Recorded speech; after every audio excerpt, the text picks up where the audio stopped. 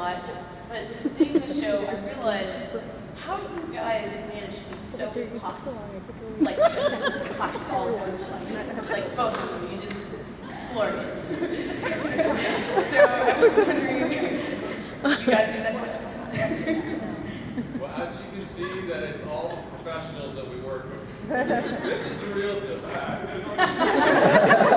Bubble, diarrhea, that's it.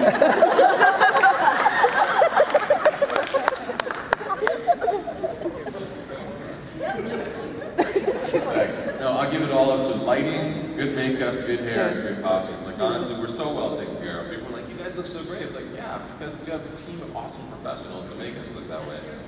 Yeah, you know, and then we have David Green, who is a brilliant cinematographer, and he puts us in these really soft, warm lights that make any blemish disappear. Like, yeah.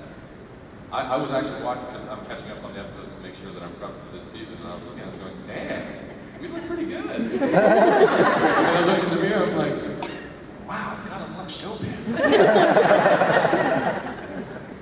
Lighting is pretty much everything. The lighting in this convention does nothing for anybody. Out there, it's like a grocery store. It's just like, Jesus, there's everything. So I also have recently been watching on Netflix, and especially somebody here in Texas, where we have such a Texas identity, the ideas that you guys play with is it Canada, is it America, is it Amsterdam? So what city do you guys think Lost Girl is set in? It's in your city.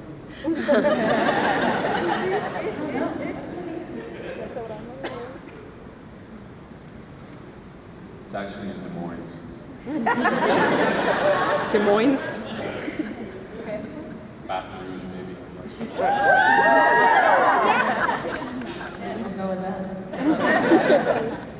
So, how long does it take y'all to prepare for the episode with your lines and stuff like that? What do y'all have to do? We have earpieces. Shooting a TV series is fast. So as soon as we're finished shooting an episode, we do a read-through on the lunch usually for the next episode. So one lunch per episode is dedicated to a read-through of the next episode, and then we shoot it. So it's fast, it's really quick. So you kind of have to have your character down and get your lines down, and you go. It's quick. It's not like a movie at all. I have a question. Sorry, I'm not expecting that to be so loud. This one's for Zoe. I just wanted to know, you said you got surprises with Lauren's backstory, and you said that it kind of affected the way some of the decisions you made with acting with her and how she was portrayed early on. Is there anything you would go back and maybe change if you had the privilege of her backstory from the beginning? Yeah, I mean, I don't even know if I can be specific, but there's a couple of moments where I would say a line, and I wasn't sure really how to say it, because I didn't know the intention behind it, which is kind of everything as an actor, your intention, what you want out of your actor, out of your scene partner, and what you want, your objective is sort of everything. And there's a couple of moments where I was unclear, mostly in the first season, when I didn't know if she really loved Bo or if it all was just a ploy, or where her loyalties lie, if she was really sort of working for the Ash, or I had no real answers to any of those questions.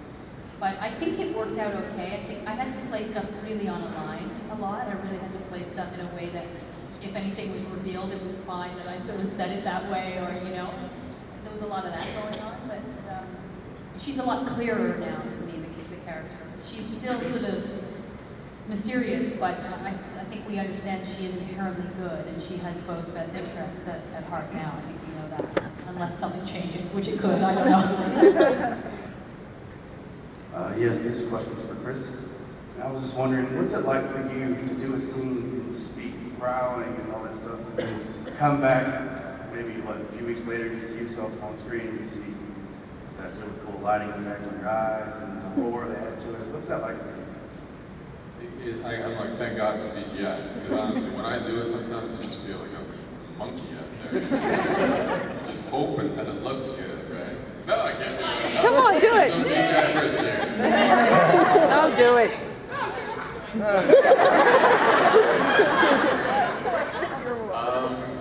Yeah, you know, when you see it all come together, it's great. You know, when you're doing it on the day, you just trust it. You're like, it's all energy. You're just like trying to get your energy to the superhuman energy zone. And you hope it translates. And usually, thank goodness it does. The reason why I can't do it right now is I kind of have to go pee, and if I do that, I go like all the functions as part of my process of doing that. It would be okay. Anyway, next question. This question is for Zoe. We've heard the story that Jay Firestone tells about Chris's audition, so we know what scene he did. There's 4 scenes in the pilot with you and Bo. Which one of those was your audition scene? We did the one in the bar in the pilot episode, and when I very first examined him. Where I said, my God, you're beautiful. So that was in the audition. I think it may have been a third one, I can't remember, but definitely those 2, when I first sort of examined him for the very first time. And I think I did 3. There was one, just a regular audition, then a callback, and then a screen test with Anna to see if we sort of had anything, you know, between us that translated as chemistry. And I think we did those. Anna and I knew each other beforehand, like not well, we weren't friends, but we had known each other just from the industry. So it was nice to be in an audition with somebody that you sort of had a connection with already. We were friendly at that time.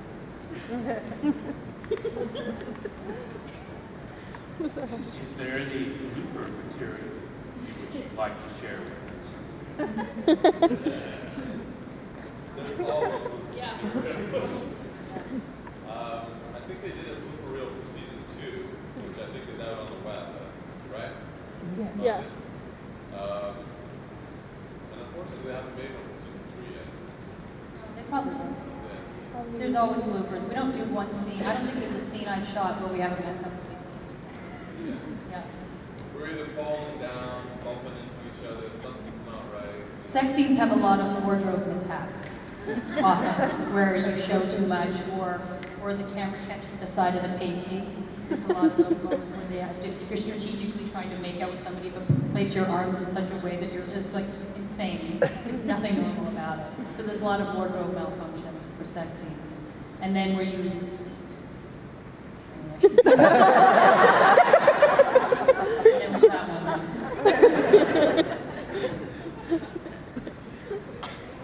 No, I'm good. My question is, if you could choose what mythical creature you want to play, what would you play? And Chris, would you still want to play a werewolf? What fake creature would you want to be? And what I want to be? Yeah, you know what? I love doing the wolf. It's great. Yeah. To tap into the animal side and I've used that as a character springboard, I guess. It's actually been really a blast, but I wouldn't really change it. Except for, get a better wolf. Well, yeah, our wolf is kind of, I want a real wolf. That's my only complaint about my character. Yeah, I want a real wolf. Okay. We have time for 2 more questions. Vex.